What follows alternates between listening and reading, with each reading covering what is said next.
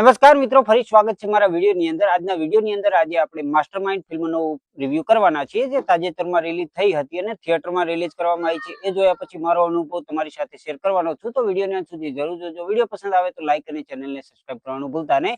ખાસ કરીને પહેલા તો કાસ્ટની વાત કરીએ, મતલબ કલાકારોની વાત કરીએ, તો આની અંદર સંજય ગોરડિયા, નદીમ વઢવાણિયા, જિગ્નેશ મોદી, હેમાંગ શાહ અને નિષેધ ત્રિવેદી કરીને મહત્વના એક્ટર જોવા મળે છે. આ સ્ટોરી લાઈનની વાત કરીએ તો આની અંદર નદીમ વઢવાણિયા છે તે વિજય પટેલનું પાત્ર ભજવે છે ને એના પપ્પા સંજય ગોરડિયા હોય છે, મતલબ બચ્ચુ કાકાનું પાત્ર ભજવે છે. સ્ટોરી છે ને એ રીતની હોય છે કે આની અંદર છે ને જે વિજય હોય છે ને એને શું હોય છે કે કેવી બીમારી કેવી હોય તો કહી શકાય મગજથી, મતલબ બીમારી નથી એવી, પણ આની રીતની અંદર એવું જ બતાવ્યું છે. મતલબ કહેવાય ને કે તમે જોઈ શકો છો એને છે ને શરતો લગાવવાની બહુ મોટી કહેવાય ને કે એની કુટેવ હોય છે, જે કુટેવના કારણે બહુ બધી જગ્યાએ જીતી પણ જાય છે, નો ડાઉટ, પણ આગળ જતા એવો ફસાય છે ને કે જે ફાંસીની સજા સુધી એનું આવી જાય છે. તો તમે વિચારી શકો છો કે એને કેવી લત હશે.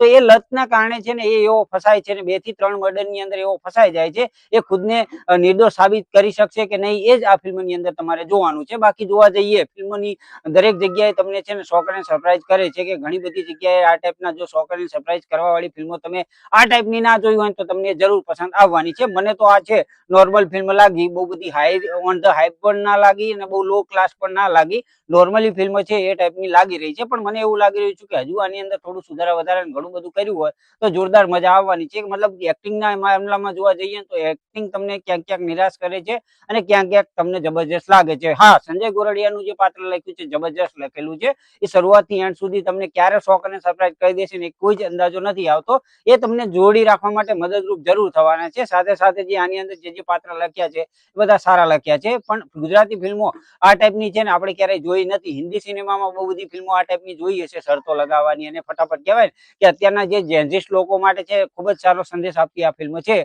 મતલબ કહેવાય કે શોર્ટકટ રીતે પૈસા કમાવાની જે કહેવાય કે ખરાબ આદત હોય છે ને એના કારણે લોકો ક્યાં ક્યાં ફસાઈ જાય છે, શું થાય છે ને એ આની અંદર જબરજસ્ત રીતે અને શાનદાર રીતે બતાવ્યું છે, જે તમને શરૂઆતથી અંત સુધી જોડી રાખવામાં મદદરૂપ થાય છે. મારી તો ઈચ્છા એવી છે કે બહુ બધા જેન્ઝિસ્ટ લોકો, જે અત્યારના લોકો છે, જે આ રીતે શોર્ટકટ રીતે પૈસા કમાવાની કહેવાય કે હોળમાં લાગેલા છે ને, એ બધાએ આ ફિલ્મ જરૂર જોવી જોઈએ, તેમને જરૂર સબક આપવાની છે.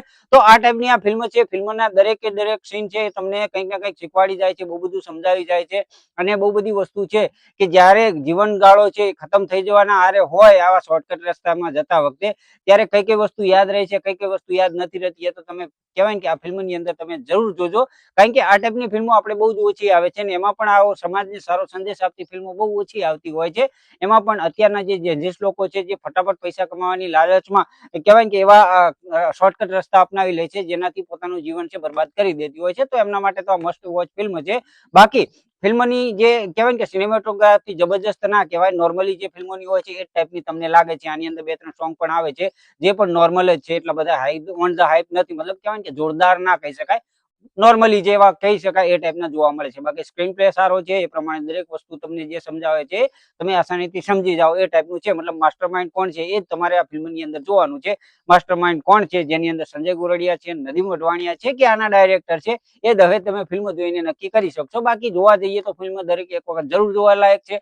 જેને જોઈ છે કમેન્ટ કરીને કહી શકો છો કે તમને આ ફિલ્મ કેવી લાગી. આ ફિલ્મને જો હું રેટિંગ આપવાની વાત કરું ને તો માત્ર ને માત્ર કહેવાય કે 2.5 રેટિંગ આપીશ. એટલી બધી હાઈ ક્લાસ ફિલ્મ નથી. મેં બહુ બધી હિન્દી સિનેમાની ફિલ્મો આ ટાઈપની જોઈ છે, તો એના માટે હું ખાસ કરીને આને એટલા રેટિંગ આપું છું. બાકી તમે જોયું હોય તો તમે આને કેટલા રેટિંગ આપો છો એ કમેન્ટ કરીને કહી શકો છો. વિડીયોની અંદર કંઈ પસંદ આવ્યું હોય તો લાઈક કરવાનું ભૂલતા નહીં, ચેનલને સબસ્ક્રાઇબ કરવાનું ભૂલતા નહીં, તમારા મિત્રો જોડે શેર કરવાનું ભૂલતા નહીં.